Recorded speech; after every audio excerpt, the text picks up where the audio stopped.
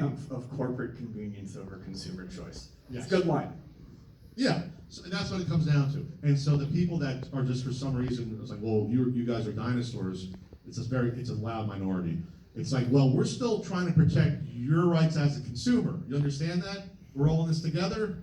And then if you get rid of physical media, you have zero leverage anyway. And now you're gonna have no leverage at all because we don't have, lobbying groups that can go to Congress and try to buy them off to pass laws. ESA has that. We don't have that as consumers. Other countries might push back. Mexico filed an antitrust sort of thing recently against Sony, because now they own the platform and they own the store, and then they can do whatever they want. It's like you have to accept it. Well, that's where, more than the U.S., that's where something where cutting off physical copies is going to impact a lot of people who would otherwise play, because the infrastructure is not as sound in terms of the internet, that sort of thing. Meanwhile, PlayStation CEO says companies want to revitalize live service games. Well, of course they do, because live service games are things that you can never really truly own. There is no complete version of a live service game. If all Sony does is make live service games, then that justifies to them at least, their decision to not make physical retail. Live service games, you download them, they live on your system or your computer. They're constantly updated. You lose things all the time. Things change. And then they can make the argument, well, it doesn't make sense to sell this on a physical copy. It's just something that should be, online. And this closing part here is interesting. The only major success that PlayStation has had with this kind of game is Helldivers 2. Which, according to Alinea Analytics, has sold over 20 million copies and generated more than $700 million in revenue. Their most recent attempt at this, Bungie's Marathon, an amazing game that I love personally, is probably not going to be around for much longer, despite the fact that it's Bungie with Sony backing. Because they made bad decisions about it. They overestimated the popularity of an extraction shooter, and I check the player count every day just waiting for the announcement that they're going to shut it down. But we're talking under 25,000 players at peak time during a day. I mean, that's awful for a live service game. Helldivers, which is largely less known, you don't hear people talking about it, I compare it, they're in the 400, 500,000 people at any point in time in the day who are playing it. So we're talking a sliver. So they keep failing at it, yet they want to revitalize it. I don't know how they plan on doing it. But here's the thing, Ian. If they make it a live service subscription, the same person buying it every month, the subscription to keep going. Yeah, sure. That too. Then it's not just, well, you don't need physical games. Now you don't need to own digital games because now it will turn into Adobe and everything's a subscription. And you'll just pay 3 years in a row to play the same game at a much higher price versus if you had bought it once.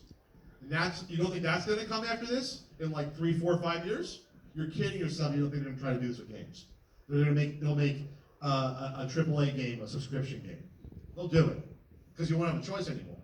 See, that's what the people that are saying you guys are dinosaurs don't see. They're going to keep going. This is not the end. Well, they already kind of do that. The way they kind of do that now is with the monthly battle passes and season passes that are in every single live service game. You don't pay a subscription for nearly any live service game. What you do is you pay $20 a month so that you can get the new cosmetics and feel like you're keeping up with everyone. So that's how they juice you. Yeah, what I'm saying Marvel Rivals, that their battle pass is they'll have $5.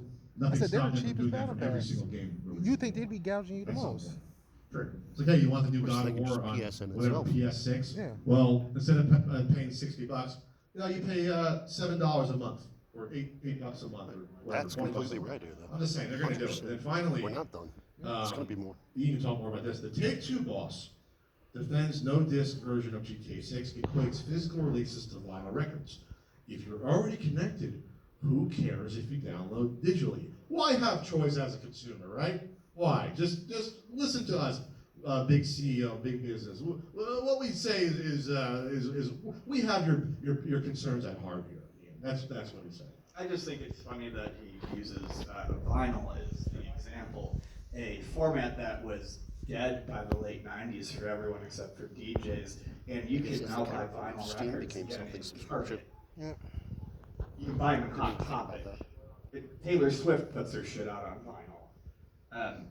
It's just funny to me that you would use the absolute wrong comparison because that's actually a market that's rising, not disappearing.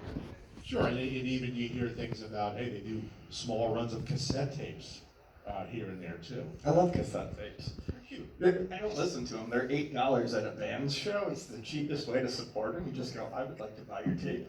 Here's $8. I had my cassette T-shirt. I forgot to wear it today. I knew that was going to come up. I'll wear it tomorrow. So yeah, so not a ton more on this. It's just push back against total dystopia. We're not partial dystopia. We don't need full dystopia. There's a way to do it. Other countries are going to probably lead the way more than we will on this. But yeah, we need some like eccentric billionaire to like put up a pro-consumer lobbying group in this country for it to have a shot, probably.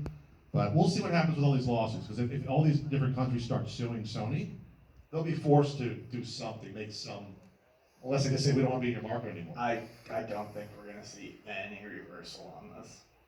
We'll see. I mean, Europe got Apple to change stuff. There's been laws, anti-monopolistic lawsuits that have won against Apple, Google Play Store. It's happened. I'd like to thank Apple for the USB-C port on the iPhone. That's nice. Well, I thank Europe for forcing them to do that. Oh, that's what I That's how it happened. Yes.